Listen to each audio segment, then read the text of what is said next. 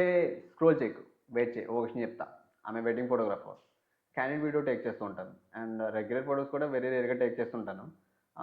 ఈ ఛానల్ ద్వారా ఫోటోగ్రాఫర్స్కి and వ్లాగర్స్కి and తర్వాత బీటెక్ స్టూడెంట్స్ ఇప్పుడిప్పుడే ఫోటోగ్రఫీలో వస్తున్న వాళ్ళు మాస్టర్నుడ్గా తెలుసుకుంటే మంచిది అనుకుంటున్నాను. ఎందుకంటే క్లయింట్ కాల్ చేసి ఈవెంట్ ఇస్తున్నాడు అని అనగానే ఫోటోగ్రాఫర్ చాలా ఆత్రపడతాడు, కానీ ఆ ఈవెంట్ మనకు రాదు. ఎందుకో తెలుసా?